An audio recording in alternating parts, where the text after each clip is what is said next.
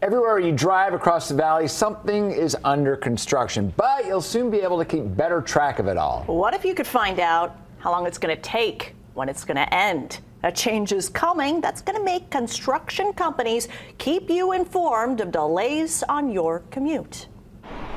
Slow go, I guess. Alex Lopez moved to the area 9 months ago.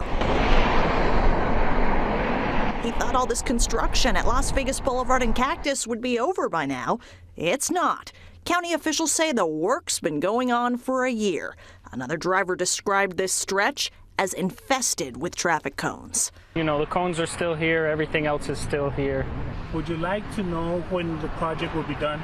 That'd be nice. After residents nearby had enough and kept giving county officials an earful, changes are coming. Contractors hired by the county behind all this road work will now be required to tell you when it's all going to end and make it easier for you to know. County Commissioner Michael Naft explained the reasoning why the onus should be on these construction companies.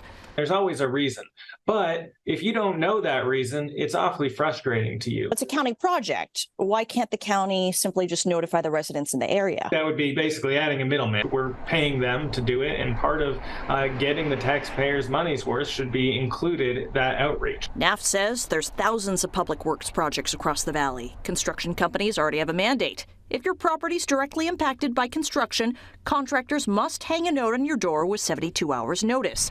Now, they will have to notify you if a deadline's missed. There's also a Master County website coming with a list of deadlines for projects across the valley. So if this stretches on your commute, you can look it up. Have an expectation of when things might be done and at least a rough time frame. But I feel like just efficiency website would be easy enough for everyone to check.